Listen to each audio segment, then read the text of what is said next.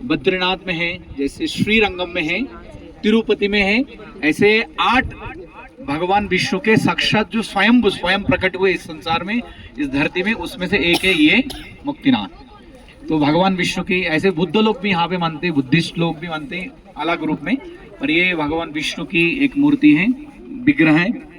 और जो है इसकी लीला आप सब लोग जानते हैं, क्योंकि मुक्तिनाथ शब्द का अर्थ क्या है, जो मुक्ति देने वाला है। तो यहाँ पे लोग आते हैं बहुत दूर दूर से मुक्ति पाने के लिए। माना जाता है कि मुक्तिनाथ में दर्शन करने से, मुक्तिनाथ की कृपा मिलने से भगवान विष्णु की एक जन्म में मुक्ति मिल जाती है ना।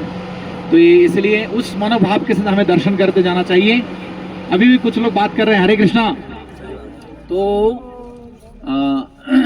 मुक्तिनाथ इसमें 2-3 लीलाएं, एक तो है कि जो कभी शालिग्राम की लीला है ना, जानते हैं, यहाँ से शालिग्राम भगवान शालिग्राम के रूप में प्रकट होते हैं।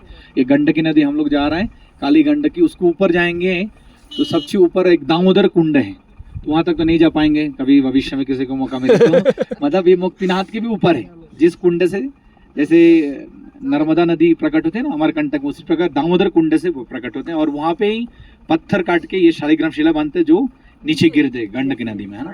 तो पहले तो एक्चुअली ये नीचे भी गंडकी नदी में शालिग्राम मिलता था, पर अभी यहाँ पे जो पहाड़ी लोग नीचे गिरने से पहले वो लोग खुद ले लेते बेचने के लिए, है ना।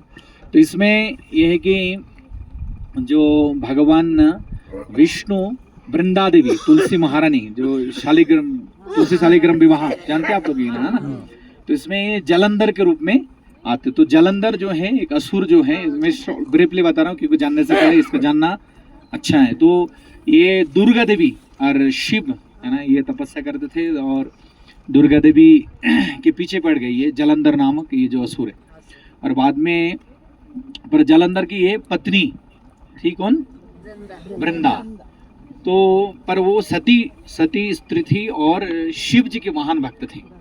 तो दुर्गा देवी के पीछे कई बार दुर्गा देवी को पकड़ने की कोशिश की है जलंधर, पर जलंधर को जब भी दुर्गा देवी शिव जी के शरण में जाते थे पति, पर शिव जब भी पकड़ने के लिए जाते थे उनको पकड़ नहीं पाते थे, मार नहीं पाते थे, क्योंकि जो जलंधर की पत्नी जो शिव के भक्त थे।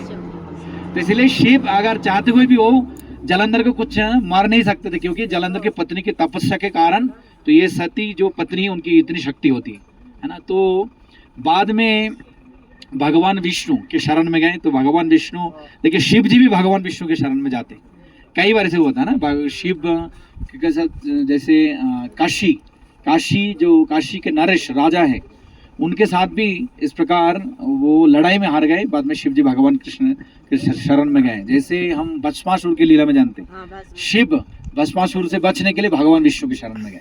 जैसे ब्रह्मा विष्णु महेश में से विष्णु सर्वश्रेष्ठ है, तो भगवान विष्णु अभी ये कैसे जलंधर को डिफीट कर सकते, इसलिए जलंधर का रूप ले लिया भगवान विष्णु ने। क्योंकि जब तक का ये जलंधर की पत्नी वृंदा देवी की जो शक्ति है उसको आप हरा नहीं सकते, जो जलंधर का कोई मार नहीं सकते, उनको इस प्रकार वरदान मिला।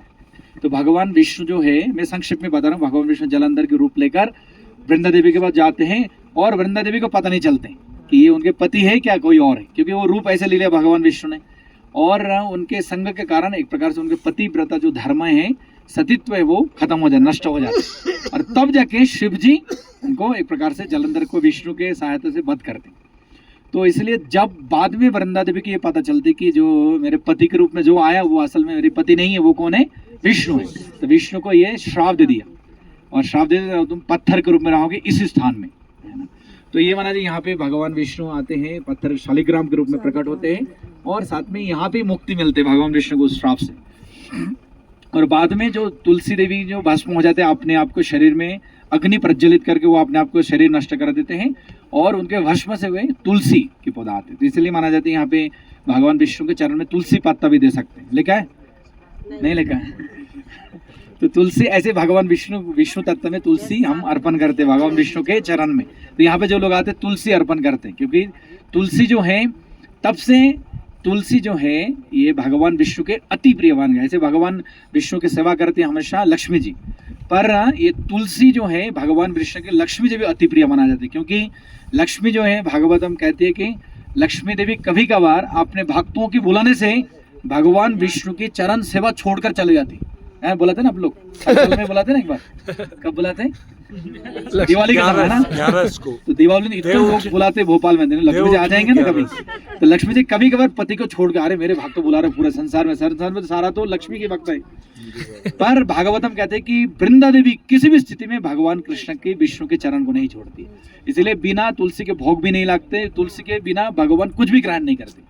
तो तुलसी के बिना भगवान विष्णु किसी को भी ग्रहण नहीं करते।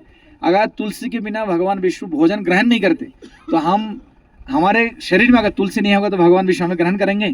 किस किस के शरीर में तुलसी माला है? अब समझ गए है ना? तो बिन तुलसी के अगर खाना नहीं लेते, एक अनाज भी भगवान अगर नहीं ग्रहण करेंगे तो हमारे शरीर को कैसे ग्रहण करेंगे? लेकिन तुलसी धारण करने से पहले हमें शुद्ध होना चाहिए, प्याज लहसुन छोड़ना पड़ेगा, खाना शुद्ध होना चाहिए, और सबसे इंपॉर्टेंट भगवान विष्णु भगवान कृष्ण का नाम जप करना पड़ेगा। हरे कृष्णा हरे कृष्णा कृष्णा कृष्णा हरे हरे, हरे राम राम राम हरे हरे। परसों बता रहे थे जो 51 जो शक्तिपीठ है, जो कहाँ पे हुआ था? कंखल में, जो दक्ष यज्ञ के समय जो सती ने शरीर को नष्ट कर दिया और भगवान विष्णु चक्र से सती के शरीर को 51 जो टुकड़ा में अलग अलग जगह में फेंका, पर सती के शरीर का अलग अलग हिस्सा अलग अलग जगह में गिरा। सबसे इंपॉर्टेंट जो मुख जो है ये मुक्तिनाथ में गया। तो सती को भी एक प्रकार से मुक्ति है भगवान विष्णु के चरण में आके मिली। तो इसलिए भगवान विष्णु के चरण के बिना मुक्ति नहीं मिल सकती संसार में, है ना? तो इसलिए ये जो है भगवान विष्णु मुक्तिदायी, भगवान विष्णु जो मुक्ति देते हैं, इसलिए भगवान विष्णु का और एक नाम क्या है? मुकुंद। क्या नाम? मुकुंद। मुकुंद मतलब जो मुक्ति देने वाले। तो इस संसार में और कोई, आप चाहे किसी भी देवी देवता चले जाए, किसी भी भगवान, किसी भी देवता, कोई मुक्ति नहीं दे सकते सिवा भगवान विष्णु भगवान कृष्ण। तो ये सबसे अति महत्वपूर्ण स्थान है।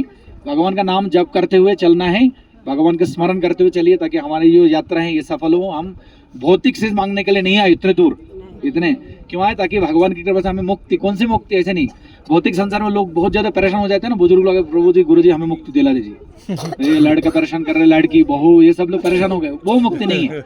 भौतिक उलझन से बचने के लिए मुक्ति नहीं है। मुक्ति भागवत में कहते हैं मुक्ति हिता नता रूपम स्वरूप व्यवस्थिति। मुक्ति मतलब क्या है? ये शरीर रूपी जो माया मोह रूपी संसार में शारीरिक चेतना से बाहर जाके अगर हम समझ सकते कि हम भगवान के सेवक है, भगवान के दास है, वो ही मुक्ति है, वो असली मुक्ति है। ये भौतिक संसार के चंगुल से बचना, वो तो ऐसे ही बच जाएंगे अगर भक्ति करेंगे तो वो प्रार्थना करने के लिए भगवान विष्णु के पास जाना है, ताकि दोबारा हमें मुक्ति मतलब इस भौतिक संसार के चंगुल में दोबारा नहीं आना पड़े। दोबारा आना चाहते हैं भोपाल में? कोई नहीं। तो ये अभी यहाँ पे करीब आधा किलोमीटर 1 किलोमीटर चलना है, कभी ऊंचा नीचे ऊपर में है। अगर जिसको दिक्कत हो रहा है, बुजुर्ग लोग है, ये घोड़ा है, आप लोग बात कर सकते हैं, घोड़े में जा सकते हैं। जिनको चलना है कीर्तन करते हुए नाम लेते हुए चलना है। हमें 1.5 घंटा में वापस आना है। वहाँ पे जितने सर्दी के कपड़े जिनको ज्यादा लेना ले लीजिए सब, और स्नान करना में 108 कुंड है वहाँ पे। सर्व तीर्थ का जल माना जाता है, वहाँ पे जितने तीर्थ हैं सभी तीर्थ का जल यहाँ पे स्नान कर सकते हैं, और स्नान करके वापस जल्दी जल्दी दर्शन करके वापस आने। ओके, हरे कृष्ण। धाम की प्रभुपाद।